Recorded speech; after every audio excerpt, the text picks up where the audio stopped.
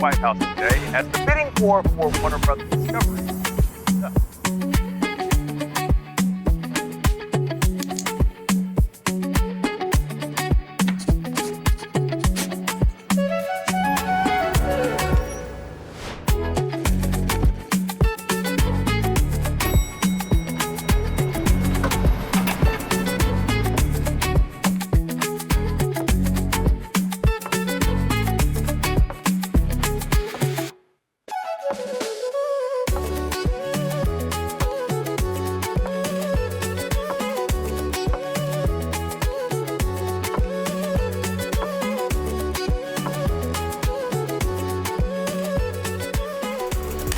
ቀዳሜኛ እንዳማረበት በፊት ፕሮግራማችን አንድ ቻሌንጅ ሽርሽራችን አሁን ጀምሯል።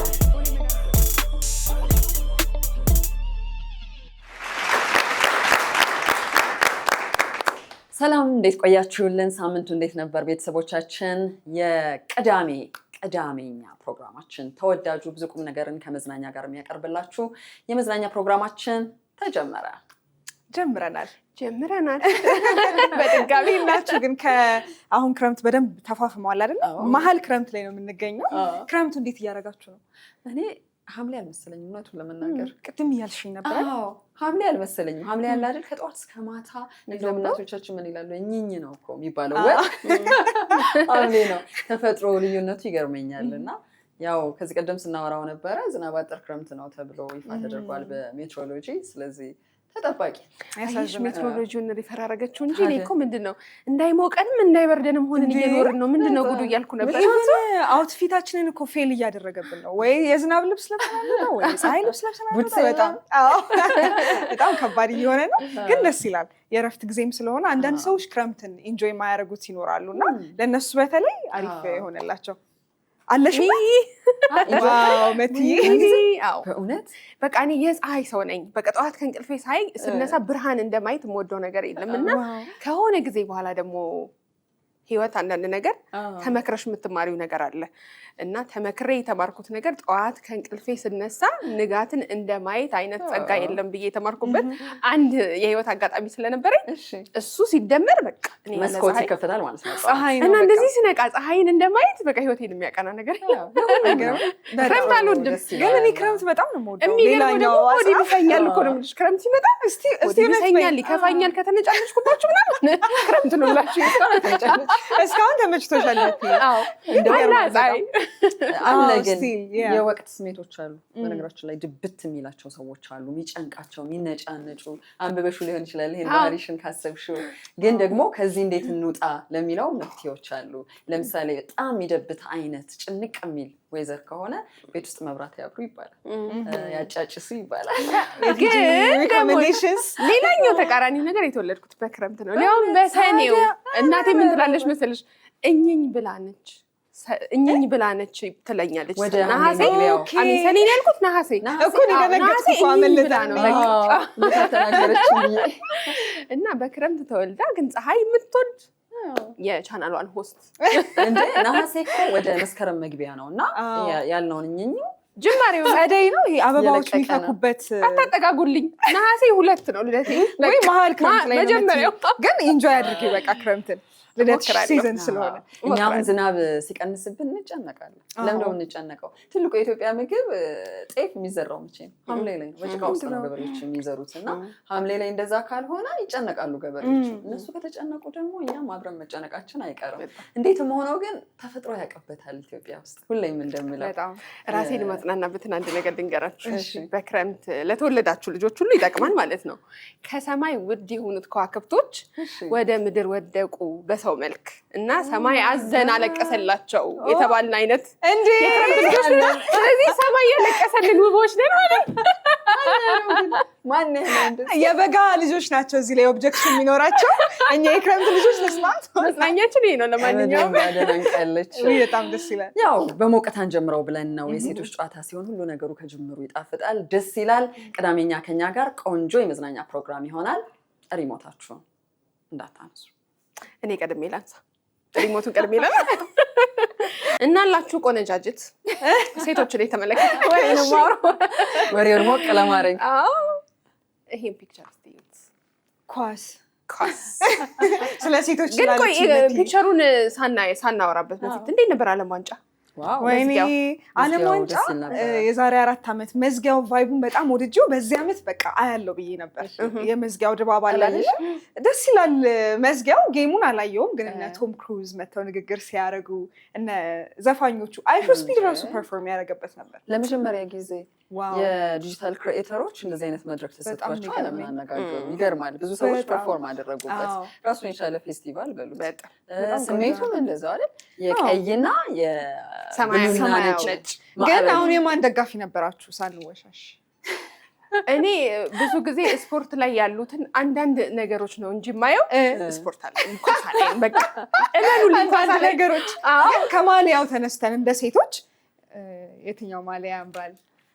እኔ ያው የቀይ ነገር ለነገሩ እኔ ፌቨራይት ከለሪ ብዙ ስለሆነ ምንም ማድረግ አይቻልም። ሁለቱም ያምራል። ለየት ያለው ቀይ አያምርም? የስፔኑ አይነት ግን እኔ ስለፋሽን ስላወራሽ የአርጀንቲናውን ነው በጣም የወደድኩት ሲለበስ። አዎ እኔ ግን ማሊያውን እንዳልወድ የሆነበት ያው ከአርጀንቲና ጋር የተያያዘ ምክንያቶች ስለነበሩ ማሊያውን ማየት አልቻልኩም። ጥቁርነቴ በጣም ነው የምኮራው። ቀይም ብሆን በጥቁርነቴ በጣም ነው ከጥቁር ጋር ያላቸውን ጸብ ያው ብዙዎቻችን በዜና ላይ ሰምተናል ብዬ ነው እና አፍሪካዊ ነኝ ለማለት ነው። ስለዚህ ነው የምደቆማለሁ ለዚህኛው ያሽነ እኔ አክቹሊ ሁለቱንም እየደገፍኩ አልነበረም፣ ግን እንዲሁ ሜዳ ላይ ማሊያቸውን ሳየው የአርጀንቲና ትንሽ ኪዩት ነበረ። ግን ወደ ወሬሽ ግቢ መቼ አንቺ አሁን የዛሬ 4 ዓመት እቅድ ነበርሽ አይደል? የሚቀጥለው ያለው ብለሽ አላየሽም? አሁን የዛሬ 4 ዓመት ልመልስ ወደ ኋላ 2022። እሺ አሁን ወደ ፒክቸሩ መሄድ እንችላለን። እሺ የሴኔጋል ቡድን ነው እንግዲህ እንደምታዩት የሚታያቸው እና የሴኔጋል የእግር ኳስ ፌዴሬሽን በዚህ ጊዜ የዛሬ በ2022 ምንድን ነው የሆነው? የስፖርት ሲሄዱ እንደ ቡድን ሐኪሞች ይዘው ይሄዳሉ አይደል? እና የሄደው ሐኪም ጋይናኮሎጂስት ነበረ። ቆይ አንዴ ላብራራ። እሺ ነበረ ለውናላችሁ ጋይናኮሎጂስቱ የመቲ ወሬ ማጣፈጫ። እሺ የጽንስና የማህፀን ሐኪም ነው በቃ ጋይናኮሎጂስት የምንለው። እና ምን ሊሰራ ከወንዶች የእግር ኳስ ቡድን ጋር ሄደ የሚለው ሌትሊም ቢሆን ያወቁት፣ ግን አሁን እንደ አዲስ ዘገባ ወጥቶ ማህበራዊ ሚዲያው በጣም እየተነጋገረበት ነው እና ይመዘዝብሻል ያለፈን ነገር ቢሆን። ከዛ ግን እንደውም ፌዴሬሽኑ ባደረገው መግለጫ ላይ ምን አለ? ከሌሎቹ ቡድኖች ጋር ጥሩ የሆነ የሕክምና እርዳታ ሲያደርግ ነበረ ብሎ ቢያስተባብልለትም ግን ሶሻል ሚዲያው እንዲሁ በቀላሉ አልተውም። ጋይናኮሎጂስት እና ስፖርት ምን አገናኛቸው? ወንዶች ናቸው በዛ ላይ ወንዶች። ዋው ይገርማል እኮ የአፍሪካ ነገር እንድንልና አንገታችን እንደፋ እኮ የሚያደርገው ነገር ይሄ ነው። የልኡካን ቡድን ሲባል ሀገር የምትወክልበት ውስጡ ደግሞ ተጫዋቾቹን ጨምሮ የተለያየ ቀጥታ ከቡድኑ ጋር ግንኙነት ያላቸው ስራዎችን የሚሰሩ ሰዎች የተገናኙበት ነው አይደለ? በኋላ ላይ ግን ኦዲት ሲደረግ መሄድ የሌለባቸው ሰዎች ይገኛሉ። ከእድሜ አንጻር፣ ከሙያ አንጻር ለዛ ብሔራዊ ቡድን ምንድን ነው አስተዋጽኦቸው ሲባል ምንም አስተዋጽኦ የሌለበት። አሁን ደግሞ አይታችሁት ከሆነ ከአንድ ሀገር ወደ አንድ ሀገር ጉዞ ያለበት ውስጡ ያንን ጉዞ ከሚፈልጉ ቀጠናዎች መካከል አፍሪካውያን ማንኞቹ እንሂድ እንጂ ምንም እና ነገርን ነገር ያነሳዋል። ስለአሁኑ የዓለም ዋንጫ ሲነሳ ያለፈው ይመዘዛል። በጣም ቫይራል ከሆኑ ጉዳዮች ውስጥ እንደ አዲስ መነጋገሪያ ስለነበረ ነው ይሄን ያነሳ ነው እንጂ ከዚህኛው ዓለም ዋንጫ ጋር ተገናኝቶ አይደለም። በጣም እኔ ግን ምን እንደሚስበኝ እያያችሁ ነው። በቃ በጣም ስመኝ የዓለም ዋንጫ ወሬው ነው እንጂ አንዳንድ ነገሮች የማደጋፊ ዋናው የሚያሳስበው ጉዳይ ነው እኮ እንደውም ኖቲስ ያደረግሽው ሴቶች በጣም የሚገርም የማህፀንና ጽንስ አረ ይመለከተኛል ብዬ ዋው። ስለዚህ ከዚህ በኋላ ያሉት በደንብ ሊጣሩ ይገባል። ግን ያው ሕክምና ላይ ካሉ ይመስለኛል ተያያዥነት ይኖረዋል ብለው ነው የወሰዷቸው። ምንም እኮ አይገናኝ። አሁን ሐኪም ብለሽ እኮ 100 አይነት ሐኪም ልዘርዝሪ ትችያለሽ። ሐኪም ስለሆነ ብቻ እዛ ጋር ይገኛል ማለት አይደለም። ይሄን ጊዜ በፊትነስ ራሱን ያበለጸገ በደንብ ልምድ ያለው ሰው እኮ ቀርቶ ሄደው ትራቭል አድርጎ ለመምጣት ነበር። ተሳክቶለታል። ለማንኛውም ሌሎቻችሁ እጅ ከምን መቲ እጅ ከምን ብላለች። እኔ ደግሞ ለረዥም ጊዜ ድሮ ነግራችሁ ነበር እንደዚህ አዋርድ ሽልማት አይደለ ትንሽ ረገብ ብለው ነበር። አሁን ደግሞ ተመልሷል። ድሮ እንደዚህ አይነት ነገሮች አንሰማም ነበር። የኢትዮጵያ አርቲስቶች፣ ሙዚቀኞች ኢንተርናሽናል ስቴጅ ላይ ብዙ አናያቸውም ነበር ያን ያህል እና አሁን ግን በጣም የተለመደ ከመሆኑም በላይ እየተደጋገመ ነው። ቆይ ላሳያችሁ የዛሬውን የምስራች። ምስር ቢ በሉ። ምስር ቢ አመሰግናለሁ። ፋፍ ቬሮኒካ እና ሳሌሚያ በአንድነት የታጩበት የአፍሪማ ሚውዚክ ፌስት አዋርድ ነው። በቤስት ሜል ኢስት አፍሪካ ሚውዚሽያን ወይም ሲንገር ልጅ ማይክ ፋፍ በጣም ስለሚመች እጩ ሆኗል። በሴቶቹ ደግሞ ቬሮኒካ አዳነ እና ሳሌሚያ ሁለቱም ከዚህ በፊት በተለያዩ አዋርዶች ልክ እንደዚሁ ኢንተርናሽናል መድረክ ላይ ሀገራቸውን ሲያስጠሩ ነበር። አሁን ደግሞ ተመልሰዋል በድጋሚ። ቲጂ ባይዚ ሳሌሚያን ትመስያለሽ ቅድም ስገባ እያልኳት ነበረ አይደል? ግን ያላወቅኳትም እና ለመጀመሪያ ጊዜ ሳያት አለም ብሬ ነይና ሳድግ አይደለም ይቅርታ እሷ አየሽ ሙዚቃን ነው ማስታወሰው ጉራግኛን ትንሽ ቀምጠል አድርጋ በዘመናዊ መልክ ያመጣችልን ሙዚቀኛ ናት። አዲስ ሙዚቀኛ ናት እና ገና በመጀመሪያው ስራዋ ነው ብዙ መድረኮች ላይ ስትጠራ የነበረው። ይሄ ደግሞ ሌላኛው አዋርድ ነው። ስለሷ ማወቅ ከፈለግሽ ቢቢሲ አማርኛው ላይ በደንብ ኢንተርቪው አድርጓት ሰርቷል። የህይወት ታሪኳን ከመነሻ እስከ አሁን እስካለችበት ደረጃ የቢዝነስ ሴት ናት፣ ሙዚቀኛ ናት፣ ሙዚቃን በጣም የምታደንቅ ናት፣ መርካቶ ውስጥ ያደገች ልጅ ናት እና አለም ብሬ ያሳደጋት ሙዚቃ ነው። እንዴት በሌላ ስታይል ይዛው መጣ ዓለም አቀፍ ማድረግ እንደሚቻል ዲፋይን ያደረገችበት መንገድ ራሱ በጣም በደንብ ካልቸሩን ፕሮሞት የሚያደርግ ነበረ። ቬሮኒካም የታወቀች ነች፣ ቪ በጣም የታወቀች ነች። ልጅ ሚካኤል በተለያዩ ሽልማቶች እያየናት ነበር። ዘንድሮ በጣም አፍሪማ የመጀመሪያቸው ነው መሰለኝ አይደለ? ከዚህ በፊት ቬሮኒካ በተለይ ኢስት አፍሪካ ቤቷ ነው። አዋርዶቹ ላይ በሙሉ እናያታለን። ኖሚኒ ሆና ስታሸንፍ 2-3 ዋንጫ ይዛ ስትመጣ። ስለዚህ በአሁኑም እንግዲህ መልካም እድል እንዲሆንላቸው እንዲቀናቸው ነው የምንመኘው። ከሄዱ ደግሞ በቃ ከሄዱ ይዘውት ነው የሚመጡት። ጥያቄ የለውም። ለኢትዮጵያ ሙዚቃ ኢንዱስትሪም ደግሞ ከፍ ያለ አስተዋጽኦ ያደርጋል ብለን ነው የምናስበው። በጣም ይቅናችሁ፣ እኛም ደስ ይበላል። አንሳብ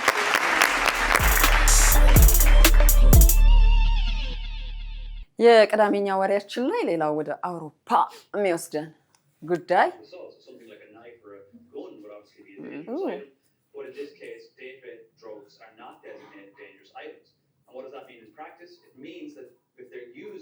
ጀርመን ነው።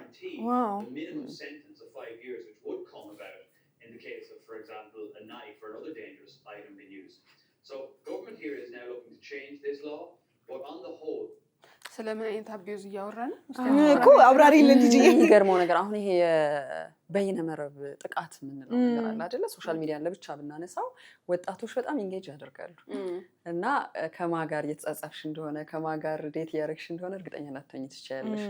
14 ሴቶችን ነው ወጣት ሴቶችን ያገኘው ሰውየው አጥቂው ቻት በማድረግ ውስጥ ማለት ነው። ከዛ ተገናኙ። ሲገናኙ 14ቱንም ሴቶች ደፍሯቸዋል። መደፈራቸውን አያውቁም። ግን ፖሊስ እጅ ላይ አንድ ትልቅ የምርመራ ጉዳይ መጣ። ተመርምሮ እንደ ሀገር መጣራት ያለበት ነገር ስላለ፣ ምክንያቱም እንደ ሀገር ደህንነት የሚታዩ ነገሮች ውስጥ አንዱ የመረጃ መረብ ደህንነት ውስጥ እነማ የጥቃቱ ሰለባ ናቸው የሚለውን ያያሉ። በተለይ አውሮፓውያን በዚህ ብዙ አይታሙም እና አንቺ መደፈርሽን ሳታቂ ተደፍረሻል የሚልሽ የህግ አካል ሲመጣ ቪዲዮ ይሄው ብሎ ሲያሳይሽ አያስደነግጥም? በጣም። ስለዚህ ወጣት ሴቶችን አዌር ለማድረግ በየሚዲያው እየተወራ ነው። ይሄ ከማን ጋር እየተጻጻፋችሁ ያላችሁት? የት ነበር የተቀጣጠራችሁት? ከዛስ ምንድን ነበር የሆነው? ምንድን ነው የተጋበዛችሁት? አሁን እዚህ ጋር ምርመራውን ፖሊስ ይፋ ሲያደርገው መጠጥ ነው የተጋበዙት። በመጠጥ ውስጥ ግን አደንዛዥ መድኃኒት ተከቶበታል። ስለዚህ 2-3 ከቀማመሽ በኋላ አንቺን አይደለሽም ማለት ነው። እና ሴት ልጆች ያሏቸው ሰዎች ራሳቸው ሴቶችም ታዳጊዎችም ዘመኑ ትንሽ የተለወጠበትን ነገር የሚያሳይ ነው። ይሄን ጉዳይ ለምን ላነሳው ፈለግኩ? ከሳምንታት በፊት ኢትዮጵያ ውስጥ እዚሁ አዲስ አበባ ፖሊስ ይፋ ያደረገው አንድ ጉዳይ ነበረ። ወደ ጀሞ አካባቢ በኢንስታግራም ነው ቻት ይደራረጉ የነበሩት ከልጅቷ ጋር። እዚህ ቦታ ጠብቅሻለሁ ነው ያላት። ወጣች። ስትወጣ ግን ብቻዬን ከመሆን ከጓደኛዬ ጋር ለምን አልሄድም ብላ አብራ ሄደች። ስትሄድ ዘራፊዎች ናቸው። እነሱም ፍጥነታቸው እንግዲህ ነይ ግቢ ያሉ ሲጓተቱ፣ ከዛ ስልክ ለመንጠቅ ሲሞክሩ ይሄ የመንገብገባቸው ነገር እንዲጋለጡ አደረገ። ከዛ ሲጮሁ አካባቢ ላይ ያለ ሰው ተሰባሰበ። ፖሊስ መጣ፣ አጣራ።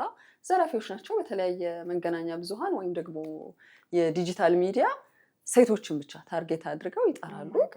እንግዲህ ምናልባት ስለመዘረፉ ቅድመ ምልክት ታየና ተወራ ነው እንጂ ከዛ ጀርባ ምን የሚያደርጉ ልጆች ነበሩ? ሌሎችስ እንደነኛ አይነት ሰዎች አሉ ወይ የሚለው እርግጠኛ አይደለንም። ምርመራ ይፈልጋል ነገሩ። ግን ሴት ልጆችን ተጠንቀቁ። ከማጋ ነው ቻት እየተደራረጋችሁ ያላችሁት? ወላጆች፣ አሳዳጊዎች ትኩረት አድርጉበት። ረዥም ሰዓት ነው የሚያጠፉት። ከዛ ቀጠሮ አለኝ ከሌላ ጋር ሊሄድ ነው ይሉሻል ዝም ብለው እና መዳረሻቸው ምን ነበር የሆነው የሚለውን እርግጠኞች አንሆንም። ስለዚህ ትንሽ ንቃት ያስፈልጋል የሚለውን እዚህም ኢትዮጵያ ውስጥ ከሳምንታት በፊት ያነበብኩት የፖሊስ ሪፖርት ነበረ እና ነገሩ ስለተገናኘብኝ ነው። እስከዚህ ድረስ የተራቀቀ ጾታዊ ጥቃት እየተፈጸመ ነው። ሰውየው 68 ዓመቱ ነው። ለህግ ቀርቧል። ከቀረበ በኋላ 68 ዓመቱ ነው። ተባባሪ አለው። ተባባሪው ግን ድንገት ባጋጠመው የጤና ችግር ህይወቱ ማለፉን እና ቤቱ ሲበረበር ብዙ ቪዲዮዎች መገኘታቸው እነኚህ ቪዲዮዎች ብዙ ወጣት ሴቶችን ተመሳሳይ ጥቃት ሲፈጽሙባቸው የሚያሳይ መረጃ ስለመሆኑ ያጋለጠ ነው። እሱን ይዞ ነው እንግዲህ በህይወት ያገኛቸውን ሴቶች እያሰሰ ከዛ ውስጥ 14ቱ የተረጋገጠ ስለሆነ ወደ ፍርድ ቤት የወሰደው። ፍርድ ቤት እየተመለከተው ነው ጉዳዩ። ማለት ድብቅ ቪዲዮም እየተቀረጹ ነበር ማለት ነው። የገረመኝ ነገር ግን በይሄ ጀርመን ሀገር ያየሁት ተደፍራችኋል ብሎ የሚመጣ የመንግስት አካል መኖሩ በጣም አደንቃለሁ። በእውነት ቪዲዮን የያዙት እነኚህ እንግዲህ መረቡን ሲፈትሽ የደህንነት የራሱ አካሄድ አለው አይደል? ምርመራው እጃቸው ላይ ቤታቸው ውስጥ ይሄ ሰነዳቸው ውስጥ እነኚህ ቪዲዮዎች ሲገኙ እንደ ሀገርም እኮ ያሰጋል። ይሄ ማነው ሰለባ እየሆነ ያለው የሚለውን እርግጠኛ አትሆኝም። እኛም ሀገር አሁን ኢቨን ከቻቱ በዘለለ ራሱ ለስራ ኢንተርቪው ለብዙ ነገር ብዙ አይነት ቴክኒካል ነገሮች መጥተዋል። ሴቶች የሚገኙበት ሀንት የሚደረጉበት መንገዶች እና እንደውም ብዙ ሰዎች ሶሻል ሚዲያ ላይ ወጥተው ሲያወሩ ቪዲዮቻቸው ሲለቀቅባቸው በቅርበትም አይተናል። ቪዲዮዎችን ሶሻል ሚዲያ ላይ እየተለቀቀባቸው ነበር እና አሁን እርግጠኛ መሆን አይቻልም። አንደኛው። ሁለተኛ ለስራ ራሱ ብላችሁ ብትሄዱ ዩኒቨር ነው ምን አይነት ነገር እንደሚያጋጥማችሁ። በጣም ከባድ ሁኔታ ላይ ነን ያለ ነው እንደ ሀገር ራሱ እኛም ሀገር። አሁን አንዳንድ ተቋማት የራሳቸው ካሜራዎች አሏቸው። እሱ ደስ የሚል ነገር ነው። በግለሰብ ደረጃ ግለሰቡ ቤት ጋር ወይም ግለሰቡ ያዘጋጃቸው ቦታዎች ጋር ስትሄጂ ግን ምንድን ነው እየተከናወነ ያለው ከዛ ከሆኑ ሰዓታት በኋላ ምን ነበረ ህይወት ውስጥ የነበረው የሚለውን እርግጠኛ መሆን አለመቻል አስፈሪ ነው አይደል? ያስፈራል። ይሄ ግን ያው በመፍራት በሰቀቀን ውስጥ እንድንኖር ሳይሆን ግንዛቤ ይፈልጋል። ከማጋ ምን እያወራሁ ነው? ምን ፈልጌ እየሄድኩ ነው? ይሄን መረጃ የሚያውቅ ሌላ ሰው አለ ወይ? ቤት ውስጥ እህት ወንድም ሊሆን ይችላል፣ እናት አባት ሊሆን ይችላል። ማሳወቅ፣ መነጋገር እና አላማውን መረዳት በጣም አስፈላጊ ነው። ተጠንቀቁ ነው። በጣም ስጋት እንዳይሆን በጣም ያው ስጋት ባለበት ሁኔታ ውስጥ እኛ ማድረግ የምንችለው ራሳችንን መጠበቅ ነው እና ራሳችንን እየጠበቅን እንንቀሳቀስ ነው እንጂ በጣም ከባድ ጊዜ ላይ ነን የደረስነው።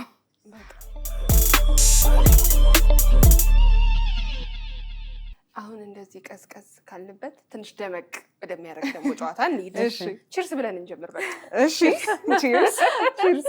እሺ እኔ ጠጣው ብዬ ነው። እንደኛ እነሱ ግን እንደዚህ እንደኛ ውሃ አይደለም የጠጡት። እሺ የጠጡት የሚለውን እኔ ደግሞ መልካቸው ይመሳሰላል። ነጭ ወይን ቤተሰቦች ናቸው እንደዛ ይመስላሉ። በውጭ ሀገር ሰዎች እድሜያቸው ገፋ ሲል የአረጋውያን መኖሪያ ቦታ ያው ልጆች እነሱ መንከባከብ ከጊዜም ከገንዘብም አንጻር ስለማይችሉ ወደዛ ይወስዷቸዋል እና እዛ ደግሞ በዛ በሚኖርበት አካባቢ መጠጥ የተከለከለ ነው። የተለየ ፍቃድ ያለው ቦታ ካልሆነ በስተቀር መጠጥ መጠጣት አይችሉም።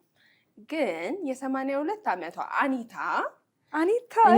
ቁጭ ብለው የምናያቸው ይመስለኛል 72 ዓመታቸው 82 እና ይሄ መጠጥ መከልከላችን ይቅርብን ብለው እንደ ካምፔን ሰዎችን አስተባብረው ለውጥ አምጥተዋል እየተባለን ነው። ምን አይነት ለውጥ አትሉ? በማንኛውም የዝግጅት ቦታ ላይ ልደት፣ የተለያዩ በዓላት፣ ሰርጎች ምናምን ሲኖሩ ሻምፓኝ እንኳን ቢሆን ይፈቀድልን ብለው መጠጥ እንዲፈቀድላቸው ተደርጓል። እና የሚገርመው ነገር ምንድን ነው?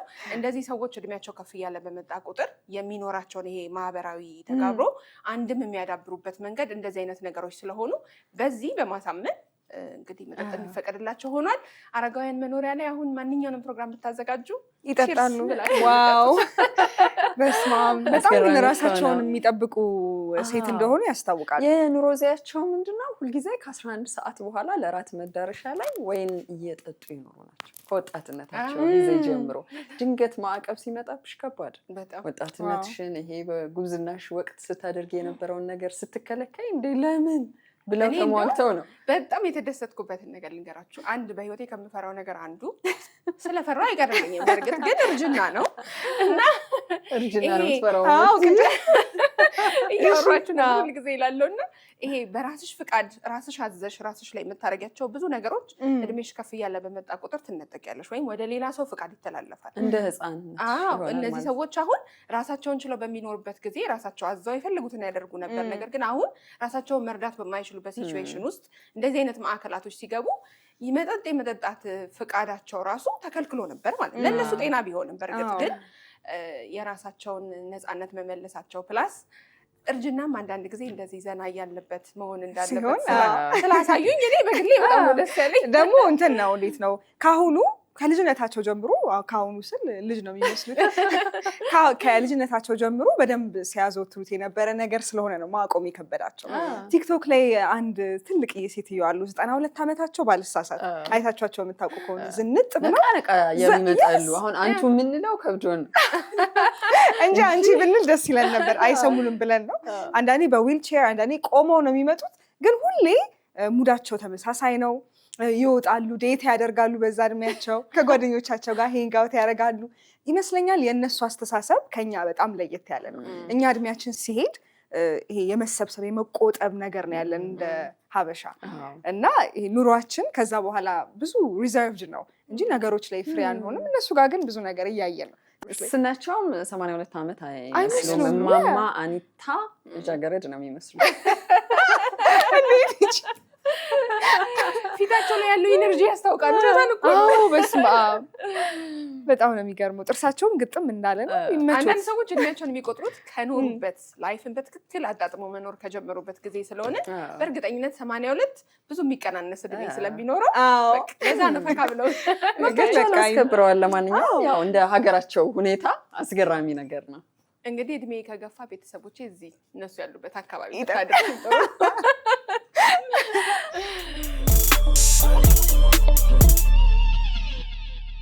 ቀጥሎ ደግሞ ወደ ቻይና እንሄዳለን። ቻይና ውስጥ ቀልቤን የሳበኝ አንዱ ወሬ ሰሞኑን መነጋገሪያ የነበረው ይህ በስክሪኑ ላይ የምንመለከተው ሰው ዋንግ ይባላል። 56 ዓመቱ ነው። ከልጅነቱ ጀምሮ ድሆች የሚኖሩበት ሰፈር ውስጥ ተወልዶ ያደገ ነው። ቻይና ትልቅ ሀገር ናት። ብዙ ቢሊዮን ሕዝብ የሚኖርባት ሀገር ናት። ግን ኑሮን በመጋፋት ውስጥ እየሮጠ የኖረ በዛ ውስጥ ግን አይምሮው እንዳይሰለች ወይም ደግሞ አይምሮ እንዲዳብር ማንበብን ምርጫው ያደረገ ሰው፣ ማንበብ ደግሞ ሰዎችን እንዴት ይለውጣል የሚለውን በይፋ መጨረሻ ላይ ማጣጣም የቻለ ሰው ነው። ዋና ስራ ሆኖ የሚሰራው ከሆቴሎች የምግብ ዴሊቨሪ ለተጠቃሚዎች ማድረስ ነው። የሜትር ታክሲ አሽከርካሪ ነው ማለት ነው። ተቀብሎ ይዞ ይሄዳል፣ ለሱ ይከፈለዋል። በዚህ ነው ህይወቱን የሚመራው። ከዛ ቀደም የሰራቸው ስራዎች ውስጥ ቆሻሻ ብለሽ የምትይው ነገር ውስጥ እየፈለግሽ ሄደሽ በሚዛን እኛም ሀገር ያለው አሁን ፕላስቲኮችን በኪሎ የሚሸጡ ኑሮን ለማሸነፍ ልክ እንደዚህ አይነት ስራዎችን ውስጥ እየሰራ የኖረ ጎልማሳ ነው። ይሄ ጎልማሳ ሁልጊዜም በሶሻል ሚዲያ ላይ ግጥሞችን ይጽፋል፣ ውስጡ ያለውን ነገር ፖስት ያደርጋል፣ ማህበራዊ ትስስር ገጾች ላይ በጎ የሚላቸውን ነገሮች ያጋራል። እና አንተ እኮ ጸሐፊ መሆን ያለብህ ነህ፣ ለምን አትወዳደርም የሚል ግፊት አለ። ቻይና ውስጥ ደግሞ ሉዥን የሚባል የ20ኛው መቶ ክፍለ ዘመን የቻይና ስነ ጽሁፍ አባት የሚባል ሰው ስያሜ የተሰጠለት ውድድር አለ። ታዋቂ ውድድር፣ ትልቅ ገንዘብ የሚያሰጥ ውድድር ነው። እዛ ላይ ተወዳደር። ሲወዳደር የቻይና ይሄንን ትልቁን አዋርድ አሸነፈ። አሸናፊ የሆነና ህይወቱን መለወጥ የሚችል የገንዘብ አቅርቦት ነው የመጣለት። ከዛ በላይ ግን ታዋቂነቱን አልቻለውም። ምክንያቱም እሱም በሰጠው አስተያየት በጣም ከባድ ነው፣ ፈተና ነው ለካ ታዋቂነት ብሏል። በየመገናኛ ብዙሃኑ ይጠራል፣ ስለሱ ይወራል። ግን የታገለለት የኖረለት ብዙ የበረታለት ነገር እዚህ ደረጃ ላይ መድረሱ እንዳስደሰተው እሱም ተናግሯል። ስለዚህ የትም ቦታ ላይ ሊገድበን አይገባም። ውስጣችን እንዲያድግ አይደል አይምሯችን ላይ እንድንሰራ ምንም ምክንያት ሊሆን አይችልም የሚለውን የሚያሳይ ሰው ነው። በጣም አንዳንዴ ደግሞ የለፋሽበት ነገር በአንደኛው መንገድ ስትለፊ በሌላኛው መንገድ ነው ፍሩትሽን የምትወስጂው እና በጣም ደስ ይላል። በጎልማሳ እድሜው እዚኛው ሌቭል ኦፍ ሂዝ ላይፍ ላይ ወይም እዚኛው የህይወት ደረጃ ላይ መድረሱ ግን ታዋቂነት ድንገት የመጣበት ነገር ስለሆነ አሁን ፓፓራዚው ምኑ ሊበዛበት ይችላል። ከአሁኑ እንዲችለው ነው የምንመኘው።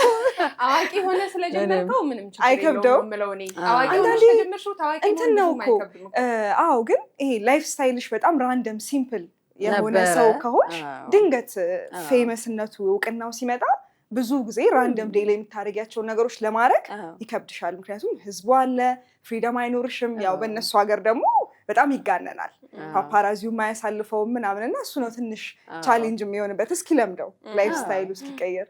ዋንግ እንግዲህ ለብዙ ሰዎች መነቃቃትን የፈጠነው በዝቅተኛ ስራ ላይ ለፍተው ኖረው ግን ለበጎ ነገር ማህበረሰብ ትስስር ገጽን ለሚጠቀሙ ሰዎች አይምሮን ማሳያ መንገድ ይሆናል። ለማንኛውም ትልቁን የቻይና የስነ ጽሁፍ ውድድር አሸንፈዋል። ማን ዋንግ ቴንክ ዩ። እንዴት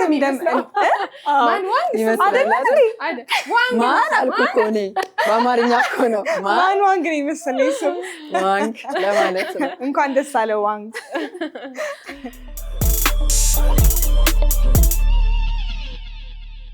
ዛሬም እንግዲህ እንደተለመደው በቅዳሜኛ ጠረጴዛችን ሴቶች ወሬውን በደንብ እያጣፈጥ ነው መረጃውን ለእናንተ እያደረስን ከእናንተ ጋር ቆንጆ ቆይታ እያደረግን ዓለምን እየዞረን ብዙ ቦታ ያልገባንበት የለም አይደል?